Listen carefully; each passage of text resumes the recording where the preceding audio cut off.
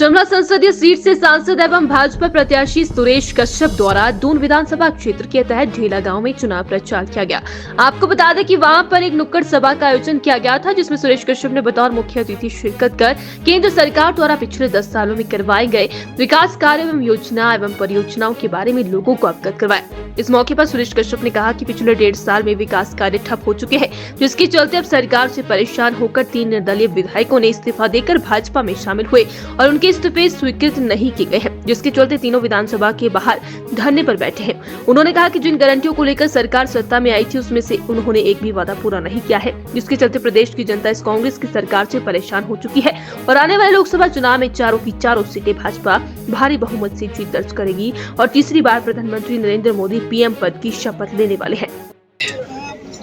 आज दून विधानसभा क्षेत्र में ढेला गांव में चुनाव प्रचार के दौरान नुक्कड़ सभा आयोजित की गई और जिसमें मैं समझता हूं यहाँ की जो प्रबुद्ध जनता है, जिन्होंने मन बना लिया है कि तीसरी बार मोदी जी को देश का प्रधानमंत्री बनाना है और इस लक्ष्य के साथ आज यहाँ बहुत सारे लोगों ने अपने विचार भी प्रकट किए। सर, 3 जो निर्दलीय विधायक है, सुनने में आ रहा है दोबारा फिर से वो चुनाव लड़ रही है। क्या आपको लगता है कि इससे प्रदेश सरकार पे जो है भार पड़ेगा या जनता पे भार पड़ेगा जो प्रदेश की है? देखिए, जिस प्रकार से 3 विधायकों ने जो निर्णय लिया है, जब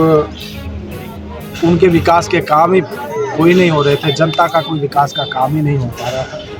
तो उन्होंने निर्णय लिया है कि इस सरकार के साथ रहकर कोई फ़ायदा नहीं है और उन्होंने फिर से जनता का आशीर्वाद लेने के लिए, जनता के विकास के काम हो सके जिसके लिए उनको चुना गया था, फिर से जनता के काम कर सके, जो लोगों की समस्या है उनका निवारण कर सके, उसके लिए उन्होंने निर्णय लिया है और मैं समझता हूँ ये उनका व्यक्तिगत निर्णय है। लेकिन प्रदेश में 15 महीने के दौरान जिस प्रकार से विकास अवरुद्ध हुआ है, उससे ना केवल 3 इंडिपेंडेंट विधायक अपितु 6 कांग्रेस के विधायक जो है उन्होंने भी अपनी पार्टी की जो है उसको त्याग दिया और स्वयं कांग्रेस पार्टी के प्रदेश अध्यक्षा भी इस बात को कह चुकी हैं कि 15 महीने के दौरान कोई विकास का काम उनके संसदीय क्षेत्र में नहीं हुआ, तो चुनाव लड़ने से भी इसलिए मना कर रही है कि केवल एमपी फंड के सहारे, क्योंकि उनका कहना स्पष्ट रूप से कि सरकार ने कोई काम नहीं किया है और केवल एमपी फंड के सहारे वो चुनाव में नहीं जा सकती। इस बात से बात सत्य सिद्ध हो जाती है कि जो कांग्रेस के विधायक कह रहे हैं या जो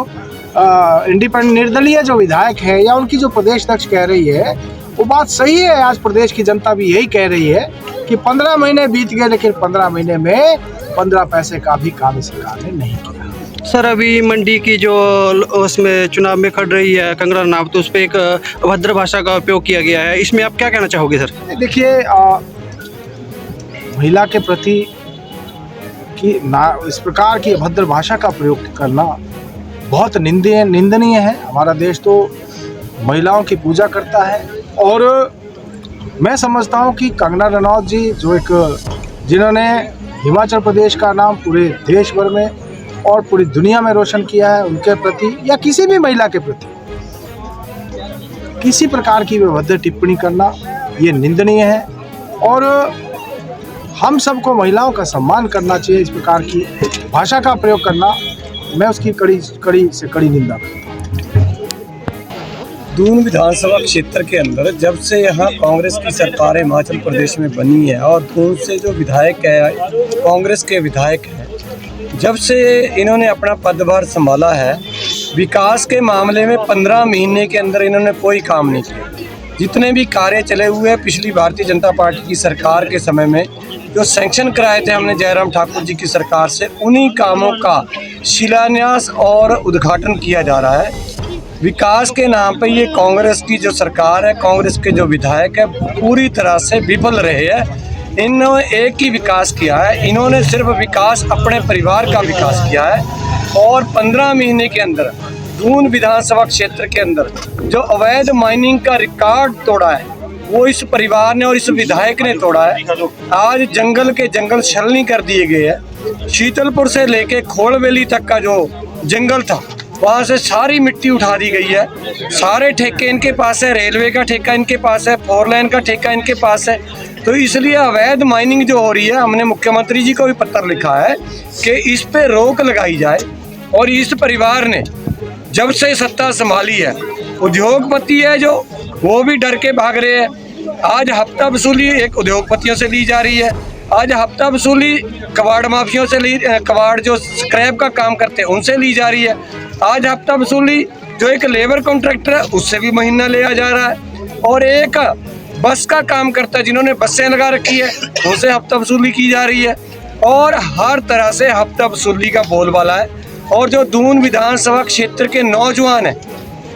उनको अगर नशे की तरफ धकेलने की कोशिश की है तो मैं कहता हूँ इस विधायक ने की है, जो हर नौजवान को जिन्होंने चुनाव के समय में झूठे गारंटियां दी थी, झूठे प्रलोभन दिए थे, आज उनको कहा जा रहा है कि आप शराब बेचो